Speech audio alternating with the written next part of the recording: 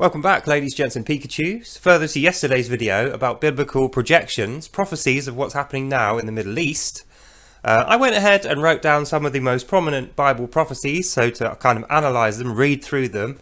I put those in an article on my website, so if you want more detail, I'll leave the link in the description below. But the main things we're going to be covering there is the Gospels, Mark, Matthew, Luke, John, Isaiah, Zechariah, these kind of things.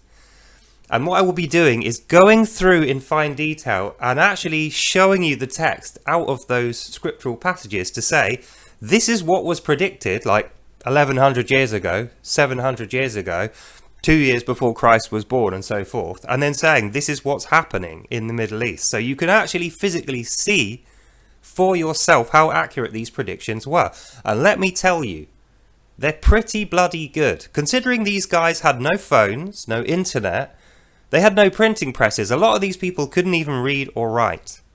There was no way to travel from one town to another apart from on the back of a donkey.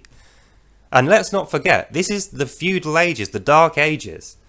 There was pestilence, there was famine, there was tribal wars all over the place, and there was no education. Plus, most people were serfs or servants or slaves even. So it's pretty amazing for these guys back then, with all that on their plate, to have predicted things that are happening now with all the technology, the geopolitical situations and so forth that we have now. So that's why I put all the information in that article. So like I say, go and have a look at that if you want the detail.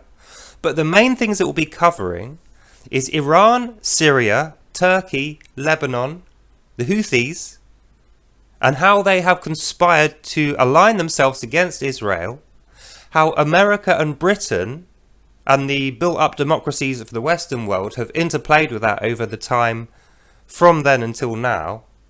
And more importantly, what's going to happen from now going forward, right up until November this year to March next year, which I think personally, and the Bible seems to agree with, is going to be the main battle for Jerusalem, the Battle of Israel. So, like I said in my previous video, the Bible is very specific about this. The whole area is going to be devastated into deserts.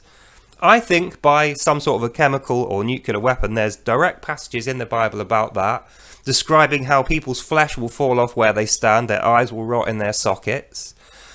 People will be burnt as if dazzled by direct sunlight for 100 years. Things like this, which you can pretty much figure out means some kind of powerful payload weapon, nuclear, maybe chemical. And then where we go from there. So that will all be in that article. So that's all for now. Like I said, go and have a look at that if you're interested. I only did the first 6 because it's quite a lot of research and writing to do.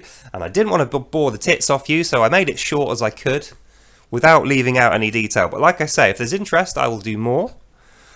And let's just see what happens. So I'm sticking with what I said earlier. I definitely think, I'm absolutely convinced this is going to happen. It is happening right now. A lot of it has already happened. And what we need to do as private citizens is be prepared, be ready for what's going to come, have our house arranged, have our set ready, so that we are prepared for the tough times ahead and we don't have to suffer too badly. And then pray to God that we come out of it all right at the other end. So that's all for now. Hope you enjoyed that, and I'll see you in the next one. Bye now.